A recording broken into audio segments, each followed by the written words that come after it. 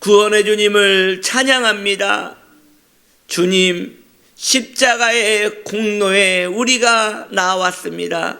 그 피로 우리의 죄를 사하시어 주님의 자비하심에 서게 하여 주옵소서. 예수님의 이름으로 기도드립니다. 아멘. 하나님 말씀 출애굽기 25장 3절. 너희가 그들에게서 받을 예물은 이러하니 금과 은과 놋과입니다. 오늘 말씀의 제목은 금, 은, 놋입니다. 이스라엘 백성들이 하나님께 예물을 드렸는데 오늘 3절에서 말하는 금, 은, 놋을 우리가 좀 이야기하려 합니다. 그래서 그 각 절에 나오는 예물들을 하루에 한 번씩 다루도록 하겠습니다. 사실 이 금, 은, 놋을 다룰 때에 오늘은 금을 이야기하고 내일은 은을 이야기하고 그 다음날은 놋을 얘기하고 그렇게 하면 더 깊이가 있고 더 풍성하게 이야기를 할 수 있겠으나 그러나 우리가 이러한 것에 너무 깊이 빠지는 것은 제가 원치를 않습니다.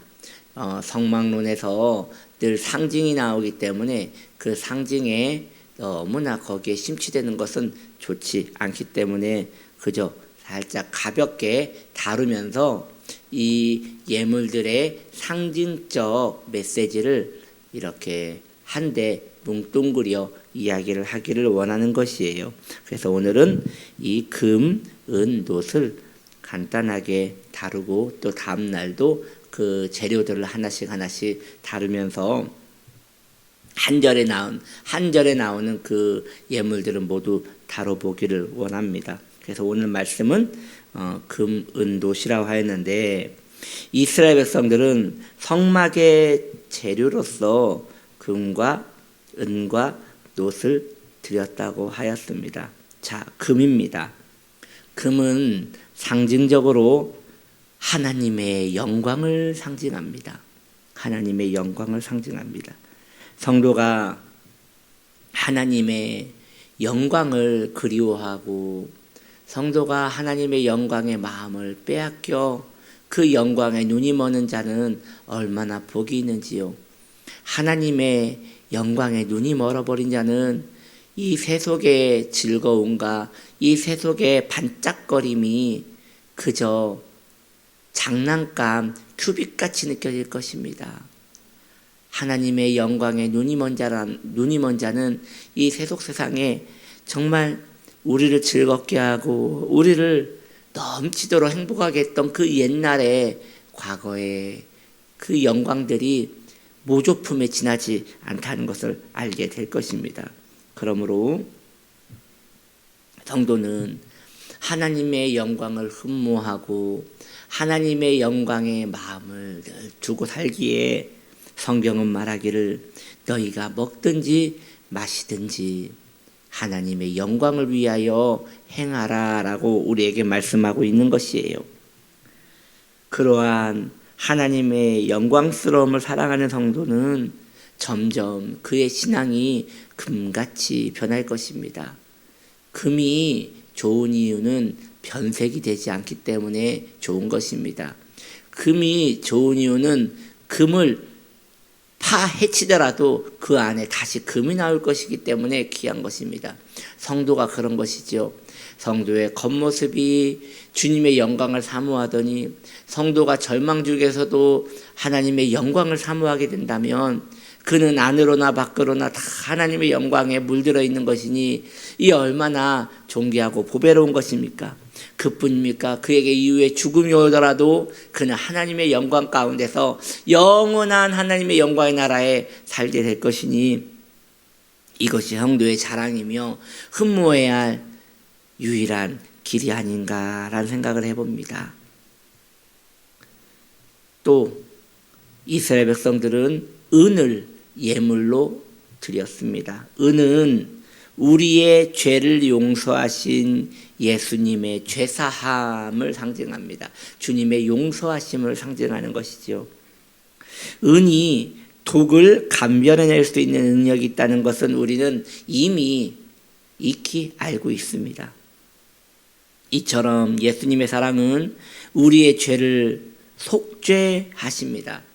이 속죄라는 것이 얼마나 어마어마한 단어인지 우리는 신앙의 교리를 통하여 알고 있으나 그것에 대하여 너무나 묵상을 하지 않는 것 같아요.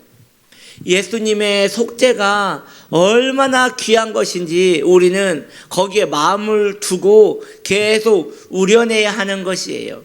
모르겠습니다. 제가 차를 그렇게 즐겨 먹는 사람이 아니어서 잘 모르겠으나 정말 좋은 차는 우리면 우릴수록 거기에서 더 깊은 맛이 난다고 합니다. 이처럼 우리는 예수님의 속죄라는 단어를 우리고 또 우려서 우리 안의 것으로 만들어야 하는 것이지요.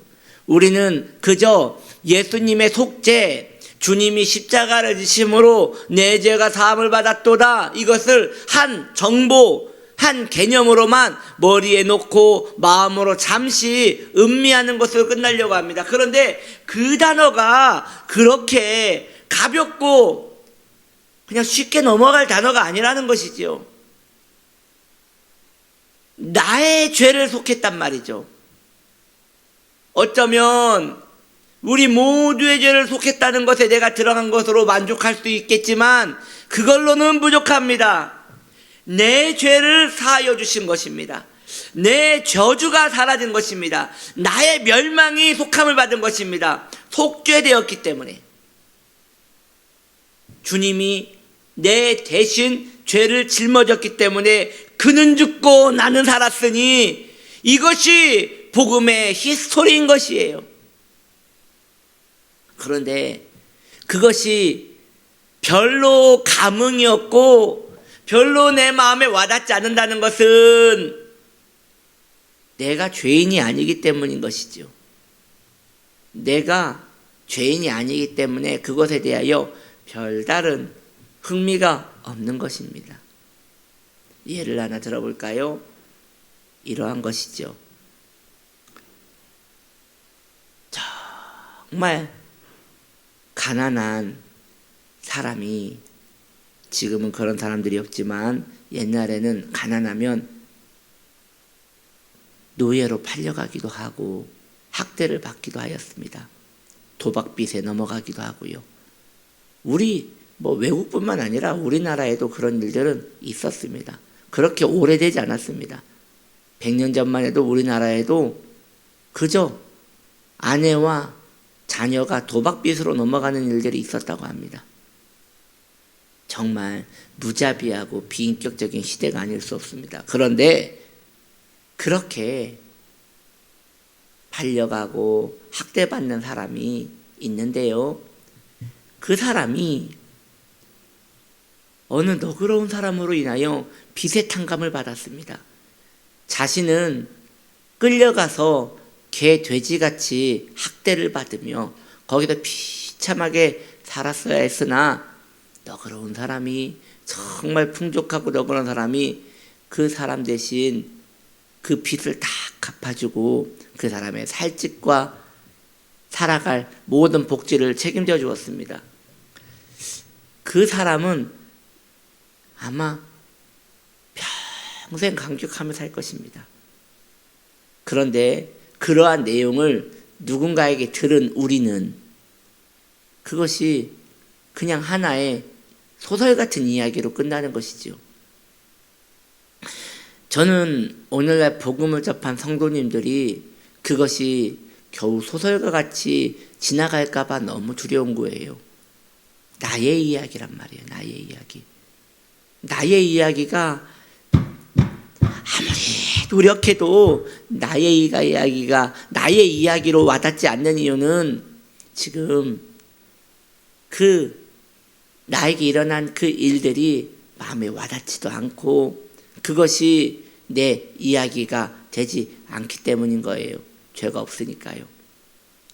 그래서 여러분, 성도가 자신의 죄를 묵상하여 내가 얼마나 큰 죄인인가를 깊이 각성하는 만큼 그 피에, 그 은혜에 깊이 감격하며 은혜를 갚아나가는 삶을 살 수 있게 되는 것입니다. 내가 빚을 진 적이 없으면 갚을 필요도 없겠지요. 여러분, 우리는 주님께 빚을 졌습니다. 너무나 큰 빚을 졌습니다. 그런데 그것이 느껴지지 않고 그것이 별로 감흥이 없는 사람은 빚이 없는 것이에요. 그리고 빚이 없다면 그 사람의 속함도 없는 것입니다.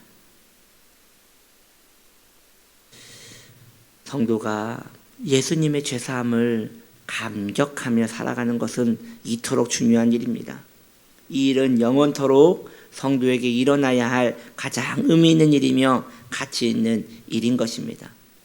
우리 주님의 백성들은 자신의 죄를 사해 주신 우리 주님의 십자가 사랑에 감격하고 또 감격하고 또 감격하고 살아도 괜찮아요. 오버하는 거 아니에요. 그렇게 사는 것이 정상적인 것이에요. 이스라엘 백성들은 또한 놋을 하나님께 예물로 드렸습니다. 놋은 죄를 미워하시는 하나님의 공의를 상징합니다. 놋은 죄를 미워하시는 하나님의 공의를 상징합니다. 하나님은 심판하시는 분이십니다. 하나님은 사랑이시지만 또한 죄를 미워하시는, 죄를 심판하시는 공의롭고 두려우신 하나님이십니다. 그러므로 성도는 하나님을 두려워하듯 자신 안에 있는 죄를 두려워해야 합니다. 죄가 내 안에서 꿈틀만 해도 두려워해야 하는 것이에요. 성도는 그 죄를 미워하고 그 죄를 두려워하는 만큼 그것에 대한 반응이 일어나는데 그것이 바로 성도의 거룩인 것입니다. 물론 우리는 거룩하지 않아요. 예수님은 거룩하시죠. 하나님은 거룩하시죠. 그러나 우리는 거룩하지 않아요. 그런데 흉내내야 돼요. 그런데 우리는 애써야 돼요. 힘써야 돼요. 왜냐? 거룩하지 않기 때문에 흉내라도 내야 돼요. 성도가 그렇게 애쓰며 흉내내가며 거룩해 보려고 노력을 하며 자신 안에 있는 꿈틀거는 죄로 말미암아 벌벌 떨면서 그 죄를 십자가에 못 박기 위하여 이를 갈며 살아가야 하는 이유는 성도의 거룩함이 바로 주님께로부터 왔기 때문이며 그것은 우리가 주님께 속해 있기 때문인 것입니다.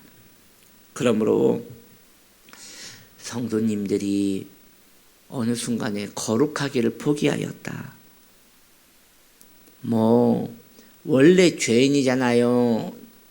원래 죄인인데 죄인이 거룩해 봤자죠. 저는 그냥 생긴 대로 살다가 가겠습니다. 주님은 사랑이시잖아요. 주님은 다 받아주시잖아요.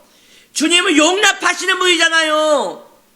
아무리 주원 같은 죄가 있더라도 주님은 받아주시잖아요.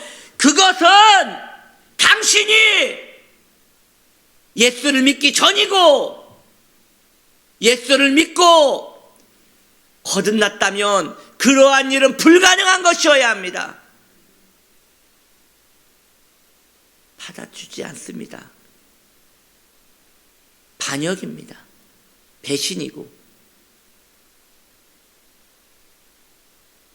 그러므로 거룩을 포기한 자는 성도가 아닌 것이죠. 이걸 여러분이 인정하지 않는 한 여러분의 신앙은 주님을 모욕하며 사는 불신자에 불과한 것입니다.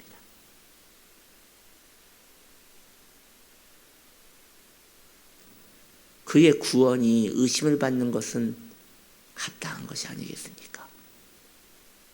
놋과 같이 강팍하고 완악한 그 마음이 어찌 구원받은 성도로서 살아갈 수 있겠습니까?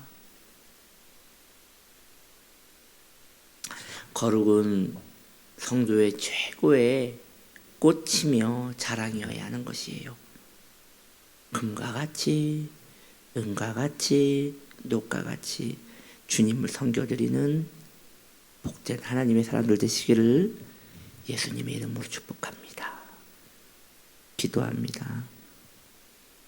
주님, 우리에게 금 같은, 은 같은, 녹 같은 신앙을 허락하여 주시어 우리가 정말 단정하게 하나님을 섬겨드릴 수 있도록 우리의 영혼을 붙드시옵소서. 예수님의 이름으로 기도드립니다. 아멘.